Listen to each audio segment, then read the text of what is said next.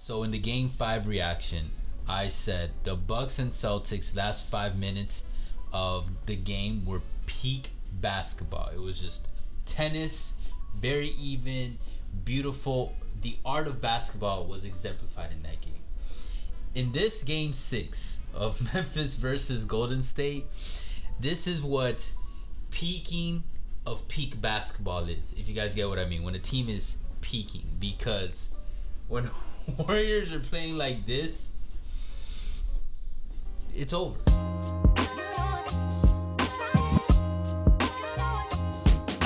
So what do I mean by that? If you guys watch the game, you guys know what I mean. But for those who missed it or need some more further explanation, look, in the last 4-5 minutes of this game, when the Warriors started going on this little run that ultimately ended the game and got cemented with a Game 6 Klay dagger from the 3-point line. No, as soon as Klay stepped in, on the court for Game 6, that was just a dagger. That was just one giant dagger. Like, instead of Klay Thompson, it's just Klay, Game 6, dagger, motherfuckers. But that dagger was so fucking deep that once they started going on that little run, if you guys don't know what I'm talking about, they just started making 3s and 2s, but it was just a bunch of 3s, especially from Curry. He had one back-to-back, then he missed a couple, but then he came back and wet it. Klay also made the dagger. Someone else made a 3, I think. The run was so fucking effective that it was one of those rare moments that by the 4-minute mark, even though Grizzlies were still competitive up until like the last 2 minutes, that you just knew, and the whole arena knew, the Warriors knew.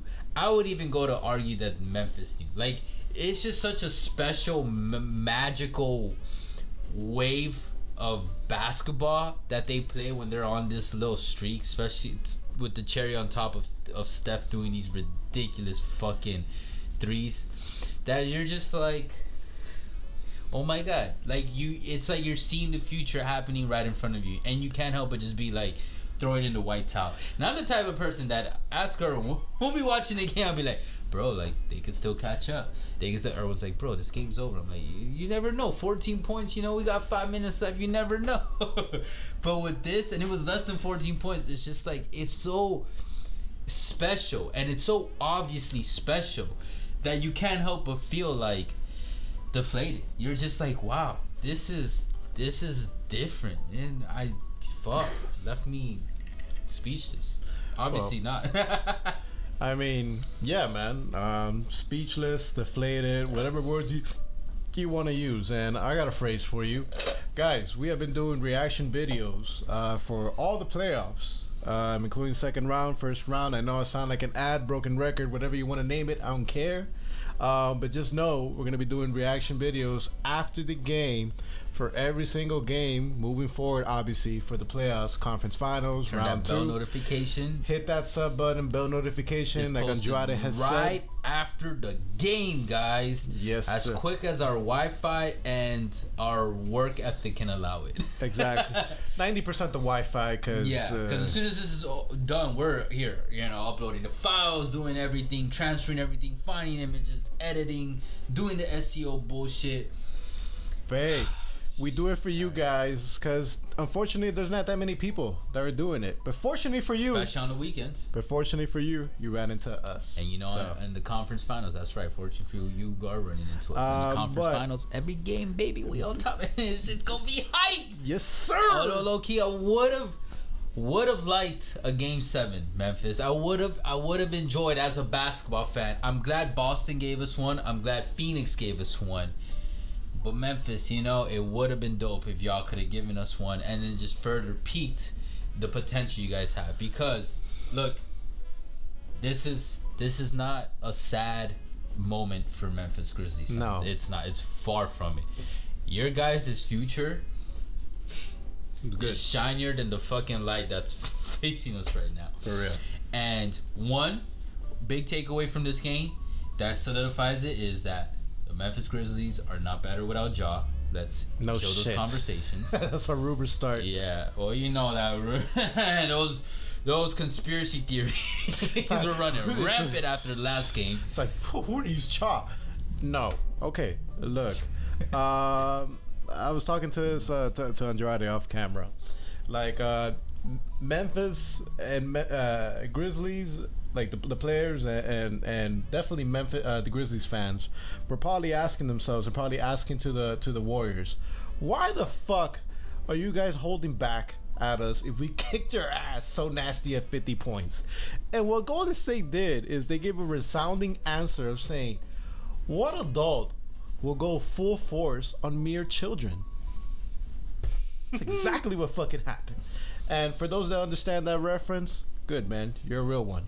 That's one of the GOATs. Madara. Shit, man. Like, he said that shit, I don't man. know what you're talking about. Kicking the fucking 5 Kage's asses. Something. But yeah. Another takeaway that I would say is, look, Erwin thinks that we're going to get Golden State and the Heat in the finals. I think so. They are the first two teams to make it past to their respective conference finals. It's a sign. So maybe. However, I still think we're getting Warriors and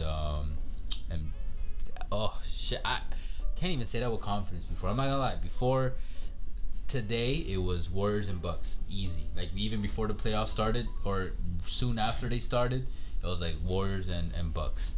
Now, could be Warriors and Celtics or Warriors and Bucks, one of those. What? I've never seen a team that has made it to the Final Four, like, you know, in the playoffs. It's like the conference finals is the Final Four. Still get the constant disrespect, man. Like, you better not let me down, Miami. Like, this is your stage. Do not make an ass out of yourself. I know this is not a Heat episode. I'll just leave it like that. Yeah, I mean, come on, but let's be honest. Whoever, if the Heat were to face the Warriors, it's over. But also, I don't think Suns or Mavs have a legitimate shot at the Warriors. If Chris Paul faces Steph Curry,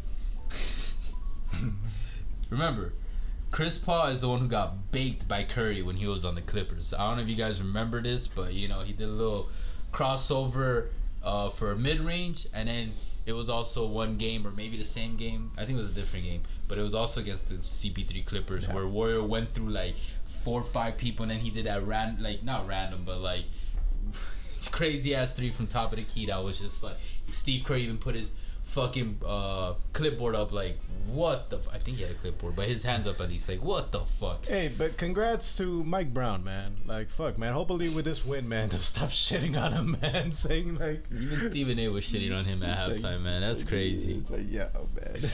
But I would say this game, another takeaway was that this was the first time that we legitimately saw the Warriors dynasty again. You know what I mean? Like, we've been talking about this, like, the core is still there. Curry's been showing up since last year. Draymond's been Draymond. He's never he had one iffy year, but he's never really fallen off in terms of like what he brings as a player. To give you clarification, it's Golden State showing that they're going 100%.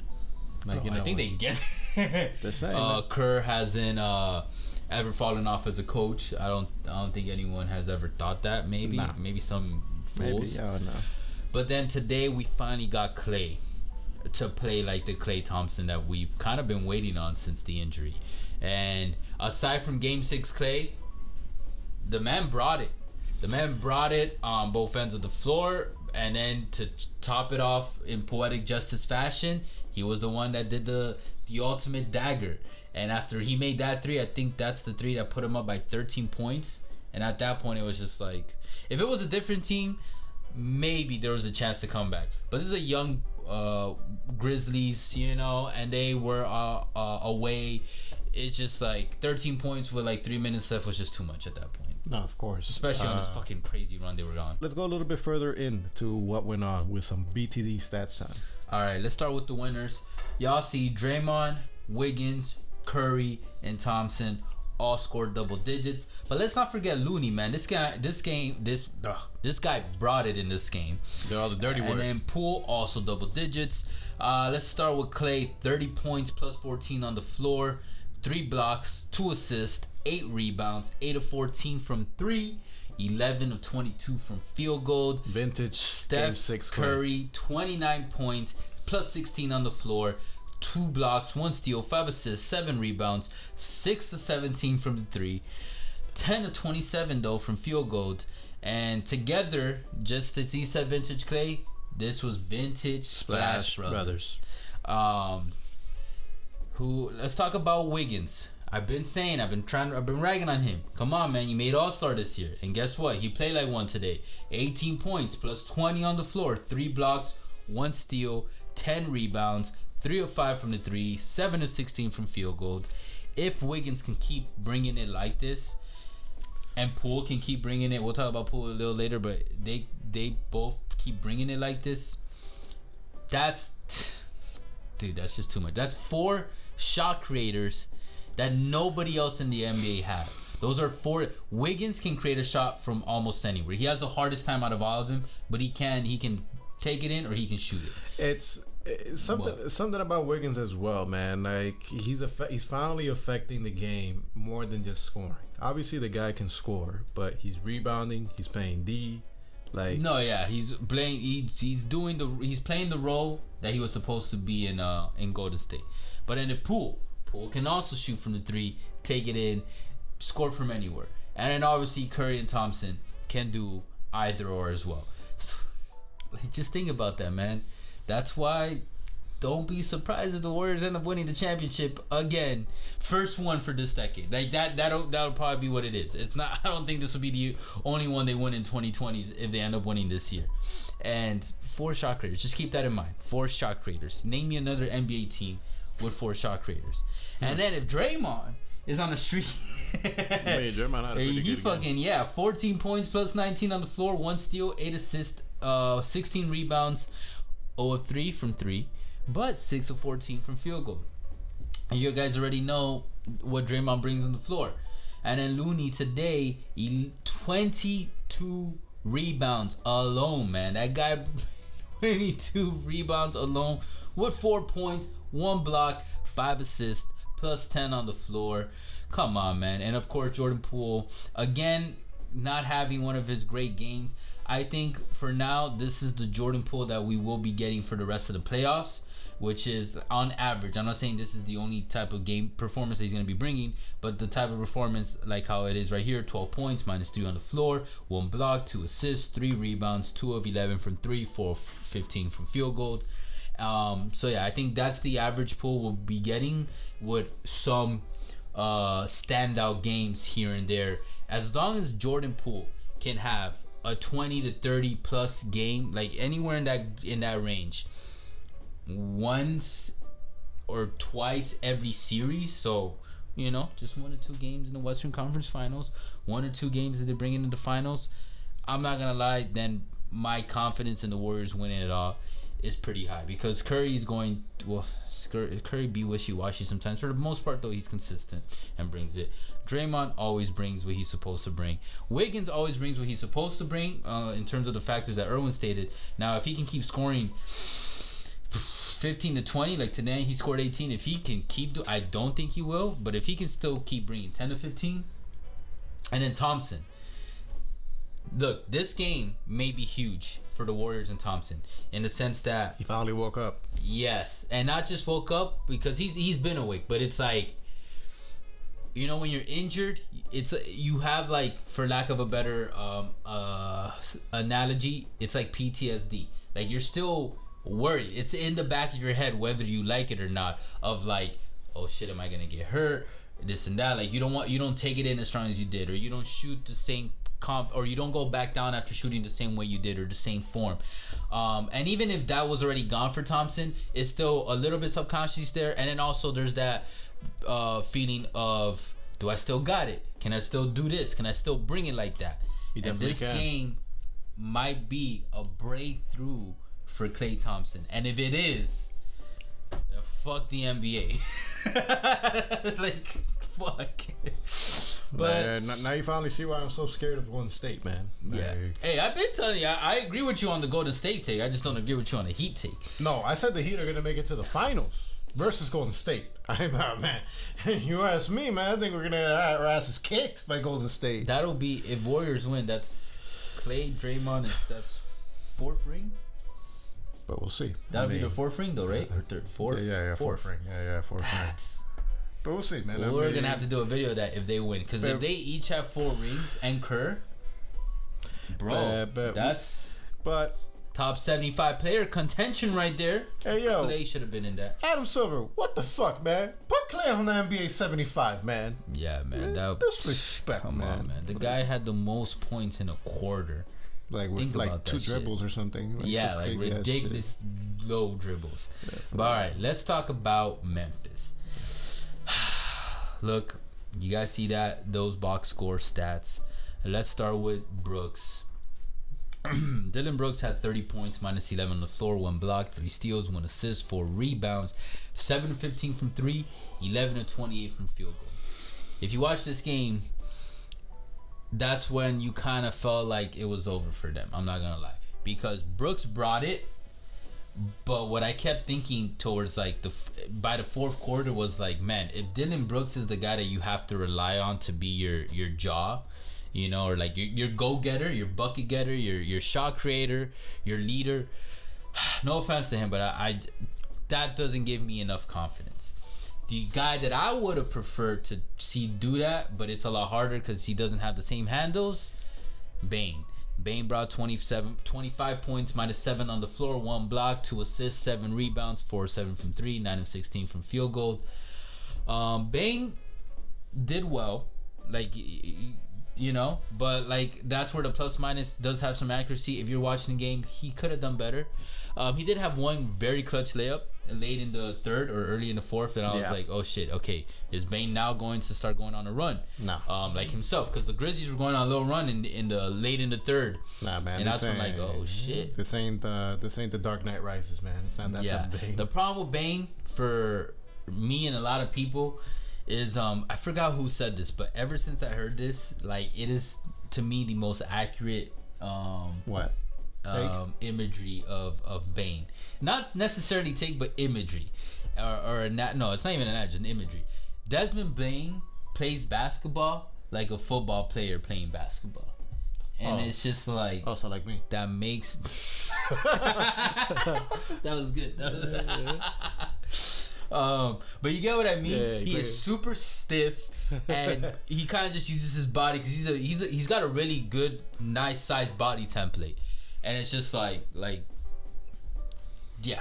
And if he can loosen up a little and, you know, have some Levine smoothness, he'd be a problem. Take some dance classes, bro. Yeah, take some handle classes with Kyrie or Ja, bro. Ja's got good handles.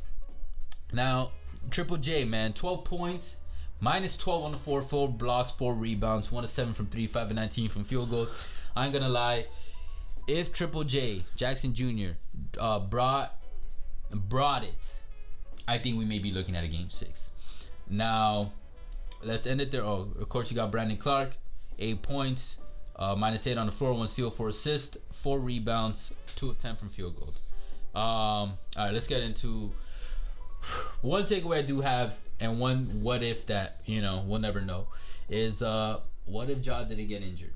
Seeing how far the Memphis took this, in another dimension, in a multiverse, that's Doctor Strange. May be looking at a game 7. I'm not gonna lie, but either way, it doesn't matter. Memphis, be happy as hell. You guys got very deep. You guys got tested very, very hard against both the teams you guys faced, and that test goes a long way in terms of the experience you gained for next year. Because if you guys just face like other whatever teams and made it to the Western Conference Finals, you probably wouldn't have gained as much experience as maybe as facing someone like the Warriors. Remember, these are the Warriors that had the best fucking record in NBA history for the regular season. Before they choked versus LeBron. Yeah. One NBA 75 player on their squad. 3 future Hall of Famers. Not 1, not 2. Yeah. And 3 titles. So when you can beat a game like that, I mean, when you can challenge a team like that and win a couple games on them, that does a lot for your mental. You know what I mean? So, congrats to Memphis. All right. So guys, let us know.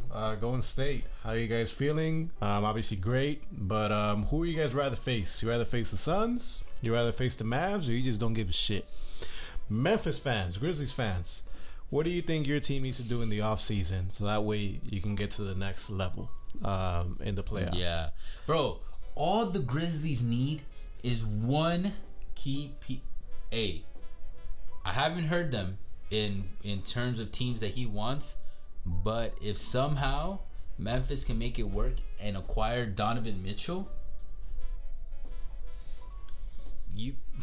I'm not gonna lie, that is fucking dangerous. However, those are 2 small guys in the backcourt, and I wouldn't personally like that. That's too much. Actually, yeah, I take it back. I'm thinking too much offensive power. Never mind. No, actually, you want real offensive power? Offensive Lonzo power? Ball in Memphis would have been fire. Think bigger, literally, bigger. Rudy Gobert? No. Oh, okay, I'm like, they got Steven Adams. No, I'm thinking big, like wide. You know where Shaq to come out of retirement? No. If Zion can go there. Ja and Zion? And he's in shape? In terms of marketability, yes. But in shape, come on. And not even in shape. Can he play? Can he stay on the court? Assuming yes. Oh my God. Okay. If he can play at least and Memphis has 60 to 70 games in the regular season and then show up in the playoffs. Memphis has the assets to be able to pull off that trade. So nah, bro. Okay, I'm with you there. Ja and Zion and Bane and Steven Adams. Nah, man. I wouldn't want to face that. I would. They got fire food in Nashville or in Memphis. Shit. Adams and Zion right there in the front court, like just looking at you, like. Nah, but I don't think that worked out because Adams and Zion, I think, were teammates in New Orleans. That didn't work out. Oh yeah, they were. I forgot about that. But then again, Stan Van Gundy, he didn't do so good with the spacing. But yeah, but I don't think Zion. Look, man, I don't know shit about Zion. Like, I don't know the guy. I don't know shit about like his mindset. I don't know enough. I haven't seen enough interviews. I haven't seen enough footage on the guy. But from the little that I have seen and what I can take out of it from an outside perspective, I just don't think he has the Ja mentality that Ja has. I feel like it'd probably be like a Kobe and Shaq thing where it's like, Kobe always wanted to work out, always wanted Shaq to be on his level. Like, bro, if you work out like me, if you're basketball 24/7, imagine how far we can go. You know what I mean? I think Ja has that. Well, Ja definitely has that mentality, and I think Zion would be like, bro. So I'm gonna take it easy. Just think about that. Either way, appreciate all the love and the hate. You guys already know. Oh, Facebook. wait, I do want to say Warriors and who would you rather see? Warriors versus Suns. Actually, no. I want to see Luka go against the Warriors. Really? See how he can take that. I don't know, man. See, man, this is gonna take that challenge. That's just, bro. I don't care if they lose. If Luka and the Mavs take them to 6 games, just like Memphis, or even 7. Look, what I want to say is because in the last video we said Luka's like a Slovenian demigod. Okay, yeah. So him going against the Warriors is a fucking demigod going against. He's trying to go. He's like, yo, several Greek gods. Everybody in Mount Olympus, y'all bitches. I'm going against your ass. He's like, yo, at that point, Luka is David and Warriors are Goliath. Nah, like, man, without a doubt. No, man, it's like God of War, man. Luka's fucking Kratos, and Warriors are all the gods. Kratos pissed off. I'm like, but speaking of gods, I don't really have. I just want to see how far Luka can take the Mavs, to be honest. Yeah. But I'm not that invested emotionally where I don't care. I think basketball wise, it would be better and funner and more intense if we saw the Suns versus Warriors. Absolutely. Point guard versus the better point guard. I'm just saying. Point guard versus shooting guard. And then Ayton is gonna get fucking triggered by Draymond. Klay versus Booker the bully. And Poole versus Booker, because Poole will also be put on the floor when Booker. Yeah, actually, that's who I would rather see as an objective basketball fan. I really don't have. And then I think that'd just be fun, man. Yeah. And Warriors. Actually, I don't know who would win. But let us know what you guys think. They would have so many fouls though. Those games would be long as hell. Yeah, for real. But anyways, we'll catch you guys soon. For now, later.